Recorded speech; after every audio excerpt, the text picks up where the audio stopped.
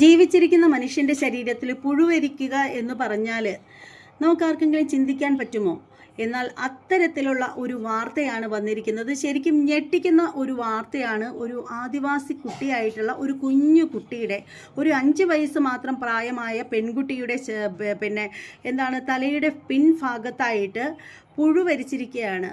ആ ഒരു കുട്ടിയെ ഹോസ്പിറ്റലിൽ കൊണ്ടു ചെന്നാർക്ക് വേണ്ടത്ര രീതിയിൽ അവർ കുട്ടിയെ കൈകാര്യം ചെയ്യാതെ പിറ്റേ ദിവസം തന്നെ കുട്ടിയെ ഡിസ്ചാർജ് ചെയ്ത് വിടുകയും പിന്നീട് ആ ഒരു തലയുടെ പിൻഭാഗം പിടിച്ചു നോക്കുന്ന സമയത്ത് അതിൽ നിന്ന് ഒരു 10-25 കൂടുതൽ പുഴുക്കൾ നുരഞ്ഞു വരുന്നതായിട്ട് കാണപ്പെടുകയും ചെയ്തു എന്നാണ് പരാതി. അപ്പോൾ അതെന്തായാലും കേൾക്കാം. തലയിൽ പുഴുവരിച്ച് മുറിവുമായി എത്തിയ ആദിവാസി ബാലികയ്ക്ക് ആവശ്യമായ ചികിത്സ നൽകാതെ മഞ്ചേരി മെഡിക്കൽ കോളേജിൽ നിന്ന് മടക്കി അയച്ചതായി പരാതി. മലപ്പുറം പോത്തുകൽ ചെമ്പ്ര കോളനിയിലെ സുരേഷ് സുനിത ദമ്പതികളുടെ 5 വയസ്സുകാരിയായ മകൾ സുനിമോൾക്കാണ് വേണ്ടത്ര ചികിത്സ നൽകാതെ മടക്കി അയച്ചത്.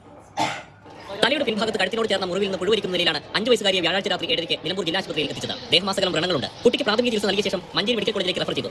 സർജനെ കാണിക്കണമെന്ന് ഡ്യൂട്ടി ഡോക്ടർ അറിയിച്ചു. പിറ്റേ ദിവസം നേരം പുലർന്നപ്പോൾ തന്നെ കുട്ടിയെ ഡിസ്ചാർജ് ചെയ്തു. ITDP ഏർപ്പെടുത്തിയ ഓട്ടോറിക്ഷയിൽ മടങ്ങുമ്പോൾ കുട്ടിയുടെ ആരോഗ്യസ്ഥിതി മോശമാണെന്ന സംശയത്തിൽ വഴിയിൽ നിർത്തി ഓട്ടോ ഡ്രൈവർ പരിശോധിച്ചപ്പോഴാണ് മുറിവിൽ നിറയെ പുഴുക്കളെ കാണുന്നത്. 2-3 പ്രാവശ്യം കുട്ടി വണ്ടിയിൽ നിന്ന് ഞെട്ടി കരയുന്നതായിട്ട് കണ്ടു. അപ്പോൾ അവരോട് ചോദിച്ചു, കുട്ടീനെ കരയുന്നപ്പോൾ മുറിവ് കാണിച്ചിട്ടാണ്. അപ്പോൾ വീണ്ടും നേരത്തെ പോലെ ചോദ്യം ചെലവ് വരുന്നുണ്ടോ ചോദിച്ചു. ഉണ്ട്, അതിൽ നിന്ന് പുഴുക്കൾ ഇങ്ങനെ ഇളകുന്നത് കാണാൻ വന്നു. അത് ഞാൻ വണ്ടി സൈഡാക്കി മുറിവ് തുറന്നു നോക്കിയപ്പോൾ അതിൽ നല്ലതുപോലെ പുഴുക്കൾ ഇങ്ങനെ നുഞ്ഞുന്നതായിട്ട് കാണപ്പെട്ടു. ശുചിത്വത്തിന് കുറവുകൊണ്ടുണ്ടായ മുറിവുകളാണ് വലിയ വ്രണങ്ങളായി മാറിയത്. നിലമ്പൂർ ജില്ലാ ആശുപത്രിയിൽ നിന്ന് പുഴുക്കളെ നീക്കം ചെയ്ത ശേഷം കുട്ടിയെ കോഴിക്കോട് മെഡിക്കൽ കോളേജിലേക്ക് റഫർ ചെയ്തു. ഏകദേശം 10-25 പുഴുക്കളെങ്കിലും ആ മുറിവിൽ നിന്നും 5 വയസ്സായ കുട്ടിയുടെ മുറിവിൽ നിന്നും തോണ്ടിയെടുത്തു.